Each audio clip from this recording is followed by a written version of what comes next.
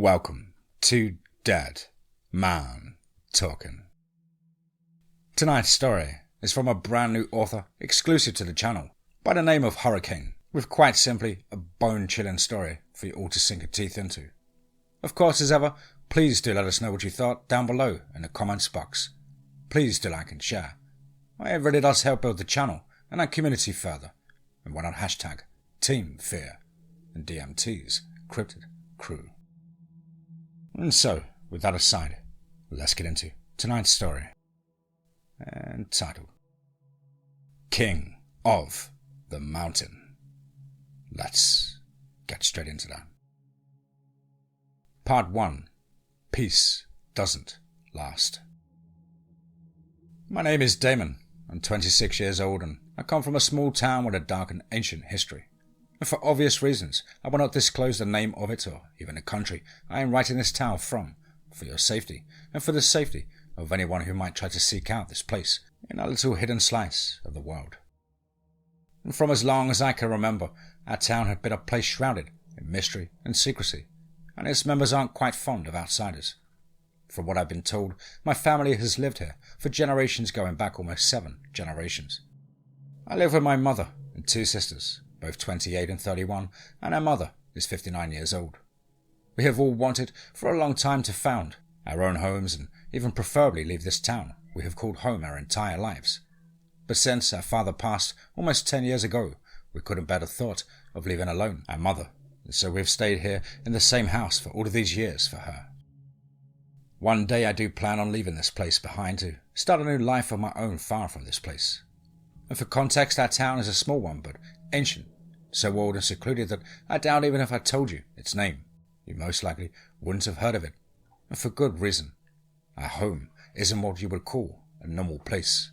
And for as long as anyone can remember, our town and its residents have lived under the shadow and uneasy protection of what some of you would call cryptids. Yes, I said that right. Cryptids live with us in what I guess you could call peace, but we don't see them often, as they like to keep to themselves. Well, the Sasquatches are more gentle and friendly cryptid, and most live in the western forest from what I know. There's a few clans out there numbering in the dozens. They stick to their own little slice of this area. They are the more likely cryptid you would encounter, from seeing them driving on the northern roads to even one falling asleep at our town's football field. They are gentle and rather friendly, but at an average height of nearly 10 feet tall, and with a build that would put most bodybuilders to shame. They scare most people, but we know that they wouldn't harm us unless provoked. Other cryptids that have been known to live within the regions of our town also include black cats, cats the size of horses and with long, sharp, deadly tails that could slice through your average redwood like butter. Trolls, gargantuan beasts that have been known to reach almost 25 feet tall and with grey, stony skin and 3 eyes that could see in the darkest of nights. They would spot you from almost a mile away, but they live in their caves on the southern hills and aren't seen that often, aside from your average jump scare, while swimming in the Southwoods lakes. Yes, they are known to be quite the pranksters and enjoy giving unaware townsfolk a fright. And for them, it's enjoyable, but for us, it's a near fucking heart attack. Cheeky bastards love to scare us when they venture out from their caves, but they are relatively harmless.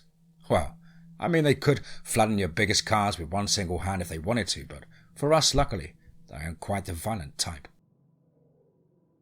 And as for the other cryptids that have the coat to call this place their home, we haven't seen much of and would prefer not to stumble upon what else lurks in the forests of this region. But among all of the cryptids and critters that live among us, none are more feared or respected as the lichens of the northern lands. Terrifying, fearsome creatures of old and the apex predator of our home. They are the oldest residents of this land and the original inhabitants. We do not dare venture into the north, as to do so would not be attempted by even the bravest among us.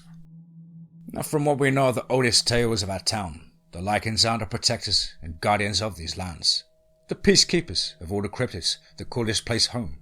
All monsters fear them but obey them, and most importantly, their alpha, the strongest and oldest of the lichens, a being we have come to call the King of the Mountain, for we do not know his true name or how long he and his pack has lived and ruled over these lands. What we do know, however, is that many years ago, our ancestors who settled these lands forged a truce with the king of the mountain and his pack, to never venture into their lands unless absolutely necessary and in times of great need.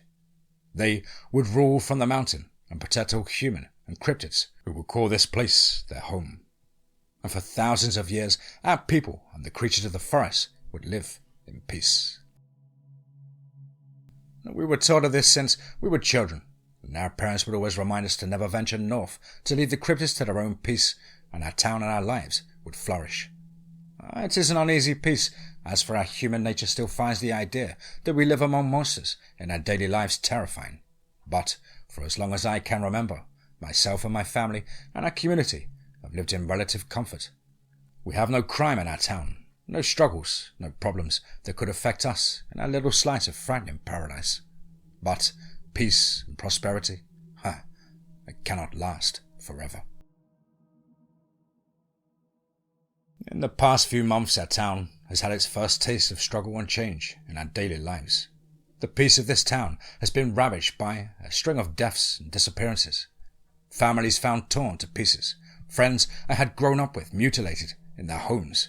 Even cryptids have started turning up slaughtered in our town and surrounding forests. Our peace is being threatened by a new terror that haunts our town, a new species determined to shatter the lives of all who call this place home. It was around 2 a.m. when my sisters and I were startled awake by screams coming from our neighbour's house. We shot out of our rooms to investigate the blood-curdling screams. I made my way to the front door, and as I threw it open and made my way out the door, the sight of horror greeted me. I was frozen in place in fear. My blood ran cold, and all sense of sound mind was shattered when I saw my neighbour, a 50-year-old woman by the name of Rose, being torn apart on her front lawn by a creature I have never laid eyes upon. A mangy mess of fur and bone and horror was tearing her torso to pieces, blood and entrails being sprawled out across her lawn. Her screaming turned to gargles, and suddenly, with a snap and a crunch, the creature, with a sudden bite that silenced the night, clamped on its jaws around her neck. The creature then turned to me, its eyes glowing with a crimson red, hatred burning in its gaze. It let out an ear-piercing scream, and the sound both of an animal and human pierced the night. Frozen in fear, my legs refused to move, all senses of my body screaming at me to run, as it charged at me with lightning speed. The illumination of the streetlight had finally given me a clear sight of this horror that had massacred my neighbour. Its body a mix of fur, mangled rotting skin, and a bony figure. Its claws long and razor sharp, but most sickeningly of all, its head resembled that of a deer skull, with protruding sharp horns.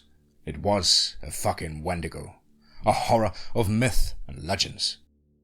It was massive, at least the size of an SUV, and it moved so fast that when I finally had built up the courage to move and turn around and run, it already had me in its grasp. Long, bony clawed hands found their way against my neck as it lifted me up as I was struggling to breathe and brought me face to face with its crimson red eyes. I saw pure evil incarnate in front of me. This ancient horror chilled me to my bones as I struggled in its grasp, trying desperately with all of my strength to break free, when suddenly a force struck us both by our sides. I was sent flying from its bony grip across the front of my house. My neck and body ached in pain as I began to gain composure and saw it, a behemoth of muscle and fur, standing 10 feet tall in front of my eyes. It was a Sasquatch. The Sasquatch roared in fury and agony as I had come to notice that it was wounded, flesh torn from its sides and shoulders. They looked like jagged bite marks. And as the Sasquatch's gaze met mine, I could see in its eyes a sense of fury, but compassion. Almost as if it wanted me to know that this is my fight. You are safe now. As I stared at my terrifying savior, a noise broke the short silence.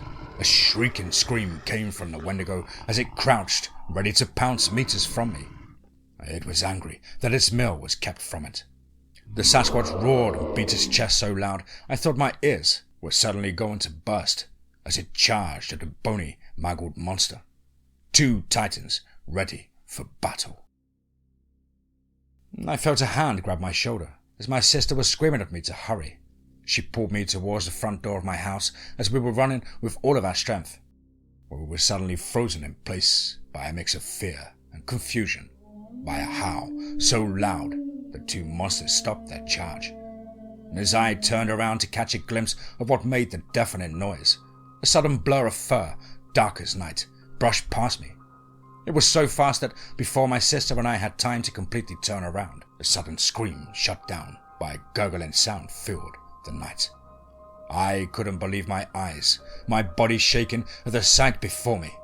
Lycan had its jaws clamped around the Wendigo's neck.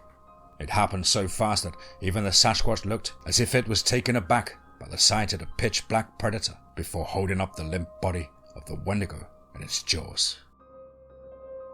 And as I stood there in fear, the Lycan, the apex predator of these lands, was a sight of beauty, horror, and dominance. It was massive, at least 11 feet tall, its fur silver and shimmering in the glow of the moon. Its body so muscled that even the Sasquatch looked scrawny beside it. Its claws long as kitchen knives, so sharp that they could shred flesh and bone with no effort at all. And as it stood there above the corpse of the Wendigo, staring down at the Sasquatch, I watched in amazement as the Sasquatch bowed its head at the Lycan, almost in a sign of submission. The great wolf then looked directly at me, filling me with a sense of fear even greater than that of when the Wendigo had me in its grasp. All I could think of was how grateful yet afraid of this creature I was. It had saved my life, but all the instincts in my body were screaming at me to run. Then, in a flash, it was gone faster than my eyes could register. It disappeared into the night, the darkness swallowing it, putting an end to this night of unbelievable horror.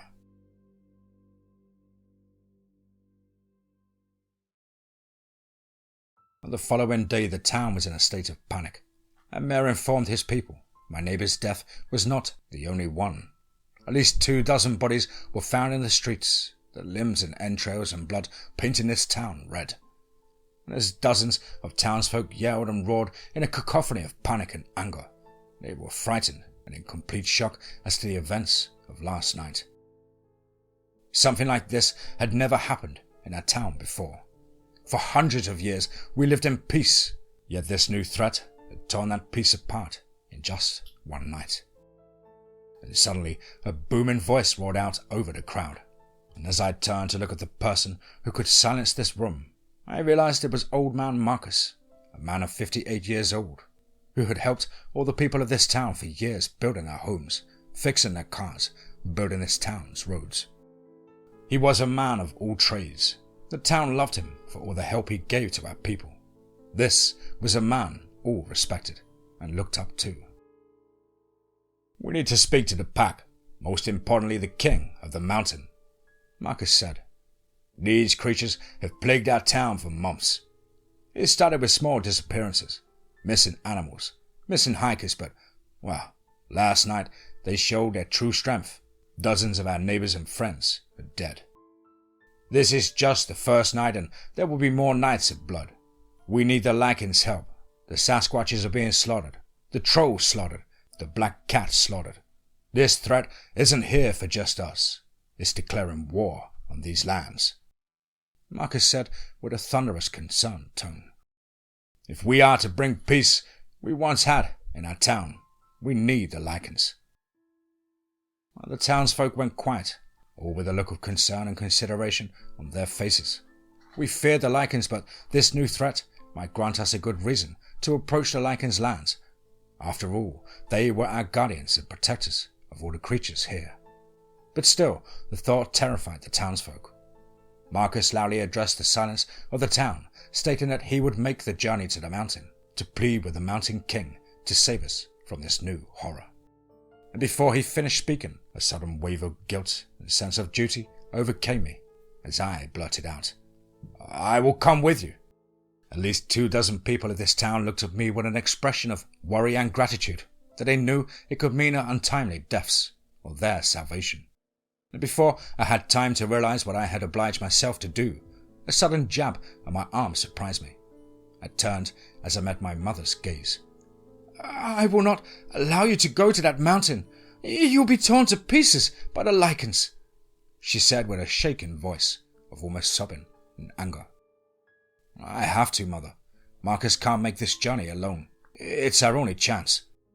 "But you don't even know if they will even help us. One lie can save you by killing that monstrosity, but you don't even know if it was here to save you." She started crying and lowered her head. "If the lichens helped us all of those years ago and continue to protect us to this day, well, I believe they will help us, Mother. Please, let me try. Let me try to save our home."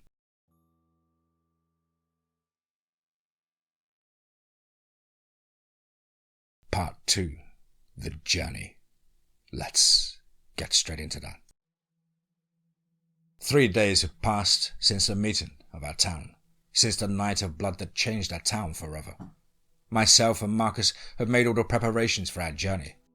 We said our goodbyes to our families, as we knew it was very likely the last chance we'd ever have to see them again. But we were ready, and it was a 3-day trip to the mountain, as no one ever had even attempted to build roads or trails that journeyed that way.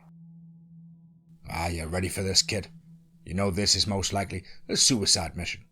It's been over 500 years since our king had last encountered the lichens," Marcus said. "I saw one last night and it nearly made me wet myself just looking at him," I said with a chuckle, trying to hide the fact that I was indeed terrified.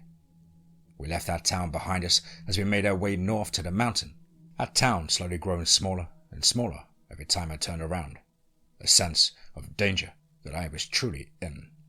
I had never left this town before, and now I venture to what is possibly the most dangerous place on this earth. Our journey was quite uneventful, aside from the perilous mountain faces and rivers that nearly had me drown a few times. Why, it was easier than we had believed. "You hear that?" I said. "Nope," Marcus responded. "Exactly. Nothing. There's no birds, no crickets, no sounds of the forest. It's just absolute silence. And no cryptids either. No black cat Sasquatches. Nothing. Something's not right," Marcus said. It was only then we realized if there's no cryptids in this area, then even they fear this territory. The thought of creatures that could tear us to pieces with ease, creatures of nightmares, and fear what lies in this territory, it chilled us to our bones how powerful the creatures of the mountain are. With the end of our journey in sight, both the feeling of dread and hope filled our hearts. As the mountain was in sight, the silence of the forest was filled with a guttural howl, and we knew the apex predators had found us. And as I stood shaking with fear of the first night I'd witnessed the great wolf, my heart beating through my chest, I prayed to the Father above. "Let me save my town. Don't let me fall this day. I don't want to die." My attention was drawn to the ridge above me and Marcus. Not 5 meters above us, a thunderous growl filled the air of the forest. My eyes could barely believe what I saw. A lichen even bigger than the one that saved my life. Fur darker than the pitch-black sky. Battle scars raked across its muscular frame, as if it were the victor of 1,000 battles. It rose to its hind legs and stood nearly 15 feet tall. This was the king of the mountain. And as Marcus and I stared in awe and terror at the apex predator, the king of the lichens, we didn't even realize we were slowly surrounded by dozens of lichens, all different sizes and coats of fur, brown, silver, black. I swear one was almost a golden hazel, a sight of beauty. And at the moment of realization, my heart sunk to my chest. What am I doing here? I'm gonna die on this mountain. They haven't seen humans in thousands of years. Oh God, I'm gonna be fucking wolf chow. "It has been an eternity since one was brave enough to face me," the king of the lichens said with a thunderous voice. I froze, my throat caught, not even knowing what to say. My mouth moved before my mind could think of the right words. "Oh, we need your help, your majesty. Your lands, the peace you have held. It's under attack by these things, I shakily said, praying he would listen to me. The great black wolf turned its head in a curious yet angered manner and spoke. I have ruled these lands since your kind made weapons from stone and stick. I was there when you huddled around the fire. I was there when your maker banished you from Eden. I am the reason you fear the dark. I watched your empires fall and rise. I am Ironheart, Alpha of Lycans, of all the old ones. If my lands and my territory is threatened, then I will rain fire upon this darkness and show them why they were right to fear us. The king of the mountain spoke. A wash of relief ran over me thinking, fuck, maybe I won't die today. Maybe this fucking behemoth is actually gonna help. Dozens of howls erupted from around us, each lycan more fearsome than the last, let out a cry of battle and fury. It was then we knew we were saved. As the howls continued, the king raised his massive clawed hand, and the pack was silent. His eye presented the head of the Wendigo before the great Alpha. The Dark Ones, the Wendigos have returned. Ironheart spoke with fury in his voice. I banished them from my lands millennia ago, and now they invade my kingdom, He said, almost bursting out in a fit of rage. Yes, your majesty, they are invading our town and lands of the humans, Sasquatches, trolls, all cryptids are dying. They have come to kill us all, and you are the only one who can stop them, I said with a sadness in my voice. If they have returned, then they are led by their Alpha, a creature of unparalleled power. Ironheart spoke once more. Ragnar! Ironheart screamed at the second largest lycan, one I could only assume was his second in command, a creature of complete silver glistening in the sunlight, looking at his king with obedience as the king spoke once more. Assemble the pack, for we march to war!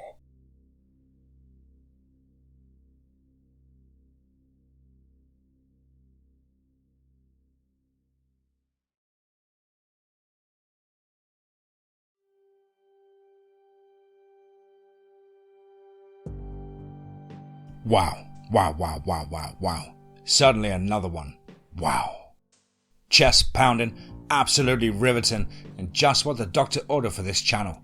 A mighty thank you to the incredible mind of our brand new author, Hurric4ne, for penning this fearsome, nail-biting tale.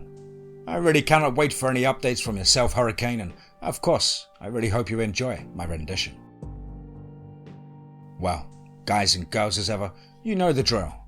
Please do let us know what you thought down below in the comments box. Please do like and share. It really does help build the channel and our community further. And why not hashtag TeamFEAR and DMT's Cryptid Crew. Now if you think you can pen a story packing that much punch, then please do get in touch with me at the contact email, which is as on screen. contactthedeadone@gmail.com. I really look forward to hearing from you. As always, guys and girls, I hope you're all well and happy, enjoying a beautiful summer sun and getting out on lots of adventures, hiking or camping with your friends and loved ones. But above all, remember, be safe. Not sorry.